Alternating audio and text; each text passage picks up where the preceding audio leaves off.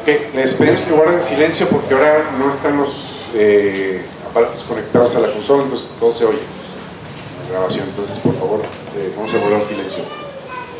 El tema de hoy va a ser más tipo estudio que predicación. Le puse del tabernáculo al monte de Sión. Del tabernáculo al monte de Sión, como que es un proceso, ¿sí? Donde nos llevan empezando por el tabernáculo, terminando en el monte de Sión.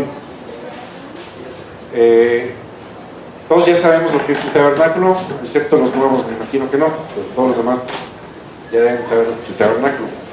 Bueno, el tabernáculo es una tienda o casa de campaña. Era el templo, pero era un templo movible. Como ellos estaban en el desierto y se tenía que estar moviendo, se movía la nube y junto con la nube se movía todo el pueblo, se movía el tabernáculo y se movía la roca que les daba agua, ¿sí? La roca que les daba agua también se movía junto con ellos. Parece increíble, pero es algo que sucedía. De hecho, la Biblia dice ahí en 1 Corintios 10, dice, y la roca que les seguía era Cristo. Ok, entonces es una tienda o casa de campaña. Es el santuario portátil que cobijaba el arca del pacto y era símbolo de la presencia de Dios en medio de su pueblo. Sirvió a Israel desde su construcción en el Sinaí hasta la construcción del templo de Salomón. Cuando Israel adoró el becerro de oro, Moisés sacó el tabernáculo de reunión fuera del campamento, simbolizando así el alejamiento de Dios. Bueno, cuando Dios manda construir el tabernáculo, da visión a los trabajadores para que sepan cómo debe de ir construido. Pero también tiene una posición. El templo o el tabernáculo estaba en medio y cada una de las tribus, porque eran 12 tribus, estaban ordenadas alrededor del templo, tenían un orden específico. Pero cuando el pueblo adoró al becerro de oro, Dios le decía a Moisés, ¿sabes qué? Quita el tabernáculo de ahí y el pueblo queda en un lado y el tabernáculo en otro lado. Ya no quedaba en medio del pueblo, que simbolizaba, como dijimos ahorita, el alejamiento de Dios por el pecado que habían cometido de adorar a un becerro en lugar de adorar a Dios. Vamos a leer Éxodo 25. Éxodo 25, del 1 al 9, vamos a leer, es la construcción del tabernáculo. Del 1 al 9. Dice, el Señor habló a Moisés diciendo, di a los hijos de Israel que tomen para mí ofrenda de todo varón que la diere de su voluntad. ¿Cómo se construyó el templo o el tabernáculo? Con las ofrendas que el pueblo dio voluntariamente. De hecho, si no es voluntaria, no era una ofrenda, ¿no? Si es de fuerza, ya no era ofrenda, ¿verdad? Dice, de todo varón que la diere de su voluntad, de corazón, tomarán mi ofrenda. Esta es la ofrenda que tomarán de ellos: oro, plata, cobre, azul, púrpura, carmesí, lino fino, pelo de cabras, pieles de carnero teñidas de rojo, pieles de tejones, madera de acacia, aceite para el alumbrado, especies para el aceite de la unción y para el incensario aromático, piedras de ónice y piedras de engaste para el efod y para el pectoral. Y harán un santuario para mí y habitaré en medio de ellos conforme a todo lo que yo te muestre. El diseño del tabernáculo y el diseño de todos sus utensilios así lo harán. Cada utensilio, cada tela, cada piel, cada utensilio que se usaba tiene un simbolismo específico, un símbolo específico, simbolizaba algo. No nos vamos a meter en todo lo que es la simbología porque no vamos a acabar, pero sí es interesante que sepan que todo tiene una razón de ser. Dice la Biblia que lo que ocurrió durante el Viejo Testamento era sombra de lo que había de venir. El tabernáculo fue lo que precedió al templo, y el templo representa al cuerpo de Cristo. ¿Sí?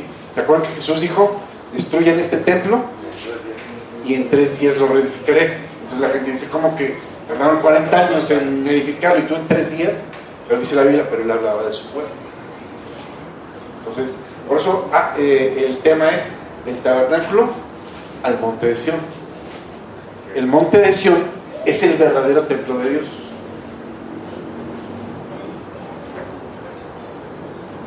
No sé si me estoy adelantando un poco porque no sé si voy a acabar. ¿Cuál es el monte de Sión? Voltea a ver la persona que tienes a un lado. No, ese es el monte Sinaí. El monte de Sión somos tú y yo. Nosotros formamos el templo de Sión. ¿Sí? Moisés recibió las tablas en el monte Sinaí, que representa la ley. ¿Ok? Bueno. En Éxodo no vamos a ir 29, 42 y 45, no vamos a ir por falta de tiempo. ¿Sí?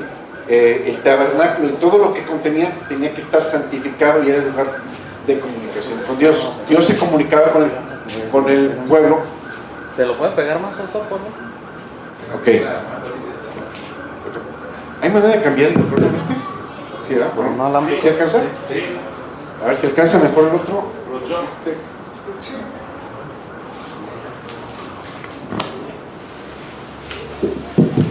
Ok, creo que se oye mejor, ¿no? Sí.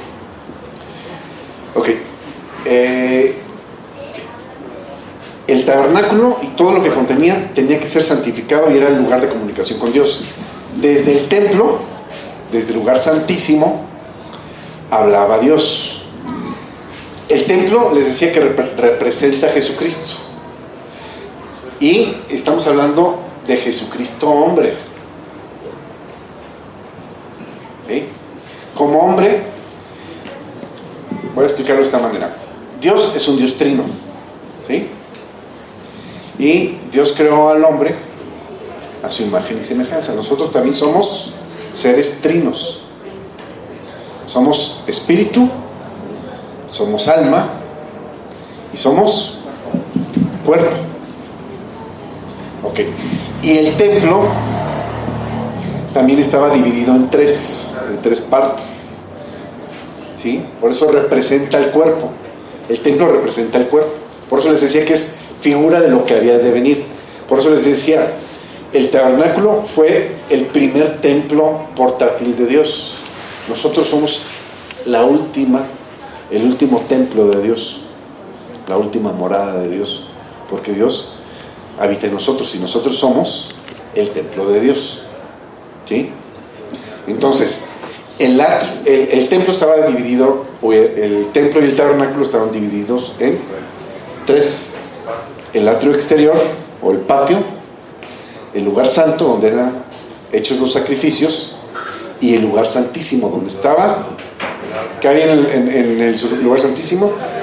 El arca del pacto. Y el arca del pacto representa la presencia de Dios. De ahí hablaba Dios, de en medio del templo, del lugar santísimo. ¿Sí? Ahora, si Dios habla desde el lugar santísimo, en este templo, ¿cuál es el lugar santísimo? En este templo, el lugar santísimo es el espíritu. Es mi espíritu. Somos espíritu, alma y cuerpo. Y Dios habla desde el lugar santísimo, desde el espíritu. La comunión de Dios es espíritu humano con espíritu de Dios. Por eso cuando Jesús les dice que se va a orar y les dice a los discípulos, quédense aquí 1 hora y apóyenme en oración. Cuando regrese los encuentra durmiendo, ¿qué les dice? El espíritu, la verdad, está dispuesto, pero la carne es débil. Ok, seguimos. En el capítulo 33, vamos a leerlo del 7 al 10, es lo que estábamos comentando, que es cuando Dios manda sacar el santuario. 33, vamos a leer del 7 al 10. Dice: Moisés tomó el tabernáculo y lo levantó lejos, fuera del campamento, y lo llamó el tabernáculo de reunión. Y cualquiera que buscaba al Señor salía al tabernáculo de reunión que estaba fuera del campamento. Y sucedía que cuando salía Moisés al tabernáculo, todo el pueblo se levantaba y cada cual estaba al pie de la puerta de su tienda y miraban en pos de Moisés hasta que él entraba en el tabernáculo. ¿Sí? Ok. En Levítico capítulo 10, del 2 en adelante, vemos que empiezan los sacrificios. Es aquí cuando se instituyen los sacrificios. De hecho, para ¿cómo se llama? Santificar el templo y santificar primero, antes de que entraran, tenían que santificar el templo y santificar el santuario, el tabernáculo. Y para santificar el santuario, el tabernáculo, tenían que hacer un sacrificio de una vaca. ¿Sí? Porque todo tenía que ser, en el Viejo Testamento, todo tenía que ser santificado con sangre. Sin derramamiento de sangre no hay perdón de pecados. ¿Sí? El último sacrificio acepto por Dios, ¿cuál fue? El sacrificio del Cordero de Dios que quita el pecado del mundo, el sacrificio de Jesús. Jesús es nuestro Cordero Pascual, nuestro Cordero del sacrificio. Ese fue el último sacrificio. Por eso dice: sacrificio y ofrenda por el pecado no quisiste ni te gustaron. Lo que realmente quieres es obediencia. Lo que realmente quiere Dios es obediencia. Dile al de al lado: Dios quiere obediencia. No nos vi muy animados, pero bueno. Ok. En Génesis, en el capítulo 3, ¿se acuerdan cuando pecan Adán y Eva? Ellos cometieron un pecado. Desobedecieron. ¿Qué es el pecado? Infracción de la ley. ¿Sí? ¿Mandé? Sí, no, ahora es errar al blanco. Antes era infracción de la ley. La primera ley que hubo constaba de ¿cuántos mandamientos? Uno solo. La primera ley que hubo fue un solo mandamiento: puedes comer de cualquier árbol excepto del árbol que está en medio, ¿sí?, del Edén. Puedes comer de cualquier excepto de ese. Fue un único mandamiento. Entonces la infracción de ese mandamiento se convirtió en un pecado. El pecado, ¿qué hacía? Separaba al hombre de Dios. Ahora, sin derramamiento de sangre no hay ¿qué? Perdón de pecados. Cuando Adán y Eva pecan, ¿hubo derramamiento de sangre? Sí, mandaron numeritos. Cuando los está buscando Dios, cuando pecan, quedan separados de Dios. Y entonces Dios empieza a buscarlo. Adán, ¿dónde estás? Adán, ¿dónde estás? Y de repente le dice: ¿dónde estabas, Adán? Es que oí tu voz y tuve miedo. Ahorita les estaba diciendo que Dios habla ¿de dónde? Del lugar santísimo. Y el lugar santísimo es el Espíritu. Entonces, Dios hablaba con Adán de espíritu a espíritu. Jamás lo había oído con sus oídos. Cuando Adán peca, hay una separación espiritual ahí. Dios le dijo: el día que comas, de cierto morirás. Entonces, ¿qué es la muerte? Separación de Dios. Entonces, en ese momento, el espíritu de Adán, que estaba conectado con el espíritu de Dios, quedaron separados. Entonces, por eso ya no lo oía. Adán dejó de oír a Dios. lo oía internamente, lo oía a través de su espíritu. Entonces, Dios le tiene que hablar audiblemente. Por eso le dice, oí tu voz y tuve miedo. O sea, ¿qué era la primera vez que Dios le hablaba? Era la primera vez que le hablaba audiblemente, porque siempre le hablaba interiormente, como nos habla ahora a nosotros.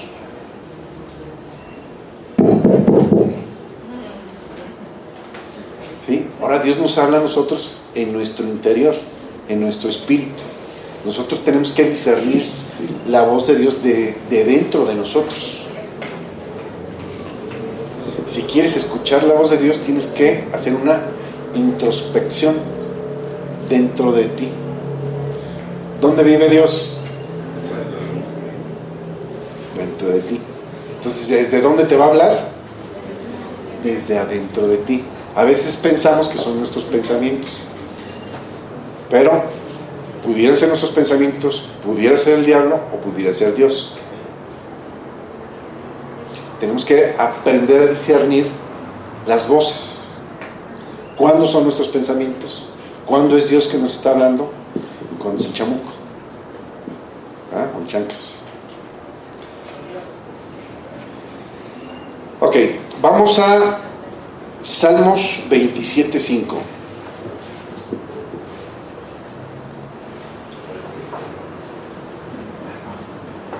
Salmos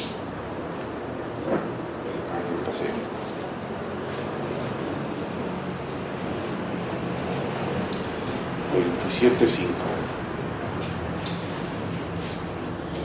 Dice, porque Él me esconderá en su tabernáculo en el día del mal, me ocultará en lo reservado de su morada.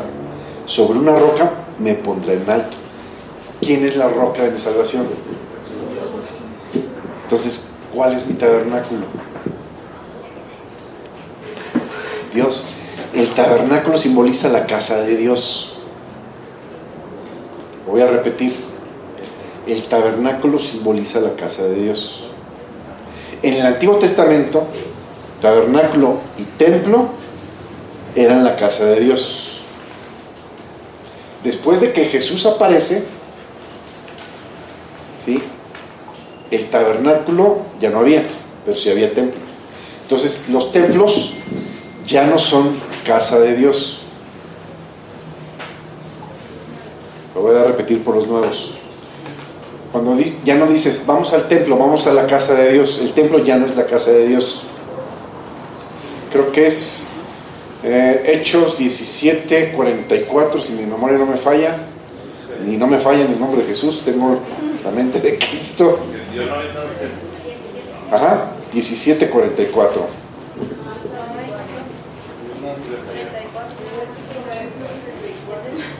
No, 24 será 17:24, a ver, fíjate. Otro les digo. Sí, 17:24. Dice, el Dios que hizo los cielos y la tierra no habita en templos hechos de manos de hombres. ¿Sí? Dice, porque Él no necesita nada de nosotros. Él es el que da aliento y vida, es lo que dice ahí. ¿Sí dice eso o lo estoy inventando? Bueno, entonces, ya esto no es la casa de Dios. Ahora, esto es la casa de Dios. Ahora, esto es un centro de capacitación. Esto ya es un centro de capacitación. Una escuela de vida. ¿Sí? Por eso les digo que vamos del tabernáculo al monte de Sión. Porque no sé cómo voy de tiempo. Segunda de Corintios 5:1. Segunda de Corintios 5:1.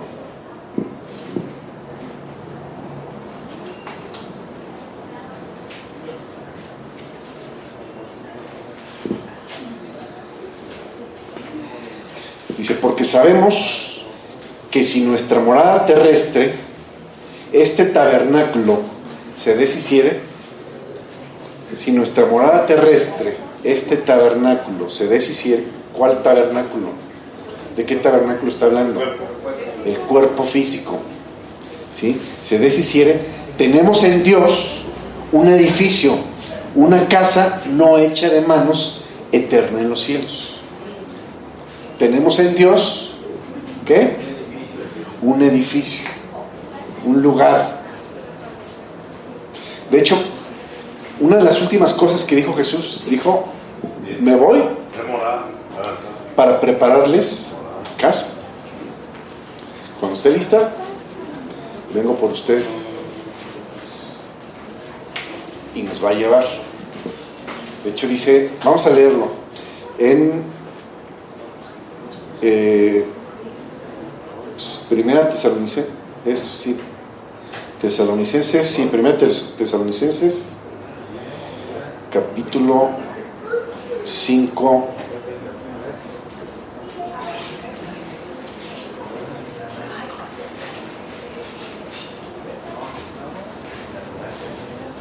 No, es 4, vamos va a ser el 4:13.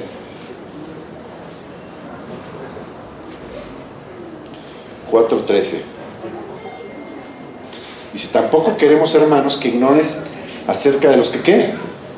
De los que duermen, para que no se pongan tristes como los otros que no tienen esperanza. Ok, los que recibieron a Jesús como Señor y Salvador, cuando les toca entregar el estuche, no mueren. Jesús dijo, el que cree en mí, aunque muera, tiene vida eterna. ¿Sí? Entonces, nosotros no morimos, nosotros dormimos. Por eso dice, tampoco queremos que ignoren acerca de los que duermen, para que no se pongan tristes como la gente que no tiene esperanza. Porque si creemos que Jesús murió y resucitó, así también traerá Dios con Jesús a los que durmieron en él. Por lo cual les decimos esta palabra del Señor, que nosotros los que vivimos, los que habremos quedado hasta la venida del Señor, no nos adelantaremos o no precederemos a los que durmieron. Porque el Señor mismo, con voz de mando, con voz de arcángel, con trompeta de Dios, descenderá del cielo, y los muertos en Cristo resucitarán también. ¿Se acuerdan cuando Jesús murió y resucita? ¿Qué pasó? Dice que muchos muertos, ¿qué pasó? Se levantaron de sus tumbas y fueron a dar testimonio. Eso mismo va a volver a pasar en la segunda venida. Los muertos en Cristo se van a levantar. No sé cuánto tiempo van a estar levantados, no sé si se va a hacer media hora, una hora, un día o qué, pero se van a levantar y la gente los va a ver. Si a veces digo para levantarlos, ¿qué problema? Entonces fíjate, dice, nosotros no nos vamos a adelantar. Dice, Dios va a levantar primero a los muertos. Ya que estén levantados, fíjate lo que dice, luego nosotros, los que vivimos, los que hayamos quedado, seremos ¿qué? Arrebatados juntamente. Entonces se levantan ellos, ya que estén todos levantados y que todo el mundo los vea, juntamente con nosotros, o los que quedemos vivos, o los que queden vivos, nos vamos. Porque ¿sabes qué? Todos vamos a vivir la misma experiencia del rapto. Los muertos van a vivir y los vivos, junto con los que ya estaban muertos pero ahorita están vivos, se van a ir juntos. La misma experiencia para todos. Si quieres ahorita al final. Pero se van a levantar como... Sí. Pero como estaban o como... Como estaban. No. Como estaban. Sí, como estaban. Como en Mateo. En Mateo pasó eso, ¿no? De un año caminando apenas. O el cuerpo engusanado. No, con un cuerpo nuevo, incorruptible, pero en la misma forma, como el de Jesús. Jesús tuvo un cuerpo incorruptible. Porque los maquillan para el terror, dije, para que los vieron bonitos. No, pero acá se van a levantar con un cuerpo nuevecito. Ok.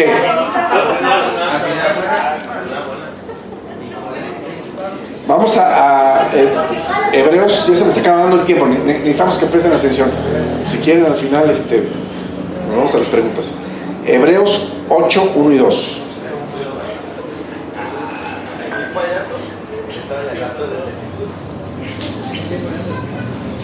Hebreos 8, 1 y 2. Dice, ahora bien, el punto principal de lo que venimos diciendo es que tenemos tal sumo sacerdote, el cual se sentó a la diestra del trono de la majestad de los cielos, ministro del santuario y de aquel verdadero tabernáculo que el Señor levantó. ¿Ministro de cuál santuario? El cuerpo, ¿sí? Y dice, de aquel verdadero tabernáculo que levantó el Señor y no el hombre, ¿sí? Entonces por eso les estamos hablando cómo fue evolucionando, por decirlo de alguna manera, el templo de Dios. Primero fue en cortinas, después fue con ladrillos o con piedras, y al final fue de carne. Nosotros somos, ya se me acabó el tiempo, somos el verdadero tabernáculo. En Primera de Reyes, en el capítulo 6, Primera de Reyes 6, es cuando se levanta el primer templo de Dios. Primera de Reyes, capítulo 6, verso 1. Dice, en el año 480, después de que los hijos de Israel salieron de Egipto, en el cuarto año del principio del reinado de Salomón, rey de Israel, en el mes de Sif, que es el segundo mes, comenzó él a edificar la casa de Dios. Entonces aquí empieza a edificar el primer templo de Dios. De hecho, la primera vez que queda totalmente terminada, o sea, se construyó el templo de una manera con tal amor a Dios que ni siquiera permitían que nadie martillara dentro del templo. Las piedras tenían que ser cortadas, cinceladas y dadas a la medida afuera del templo y luego colocadas. Y entonces cuando el templo se termina, el primer servicio que se hace dentro del templo, dice que baja la presencia de Dios en forma de nube tan fuerte que la gente no pudo permanecer dentro del templo, se tuvieron que salir porque estaba la presencia de Dios tan fuerte.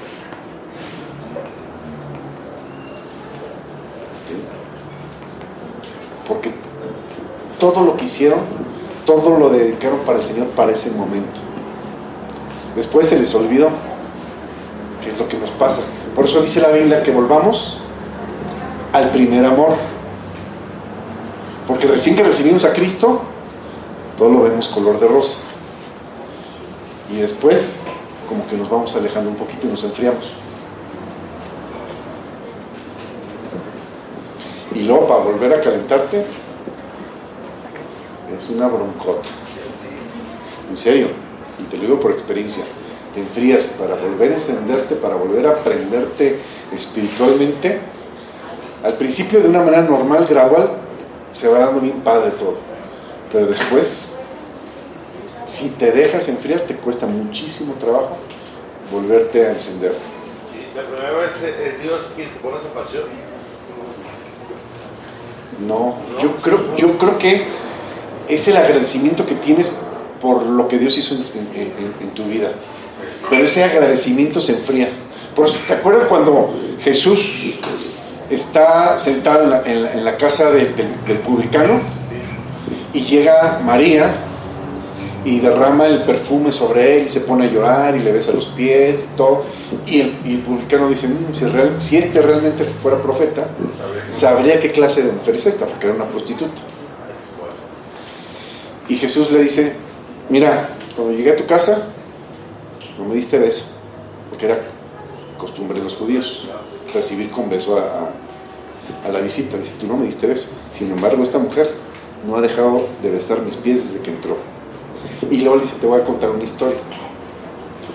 Un hombre tenía dos deudores, uno le debía 500 pesos y el otro le debía $1,000,000. Les perdonó la deuda a los dos. ¿Quién lo va a amar más? Y le dice, pues yo pienso que el que más se le perdonó. Pues así es, al que más se le perdona, más ama. Entonces, si tú sientes que no te perdonó mucho Dios, pues ese es el agradecimiento que vas a mostrar con Dios. Pero si tú crees que Dios te perdonó una deuda grandísima que tenías, entonces se va a volcar tu amor hacia Él de una manera palpable, que vas a poder, con tu vida encendida, encender la vida de los demás. ¿Ven? Con eso me acabó el tiempo. Gracias.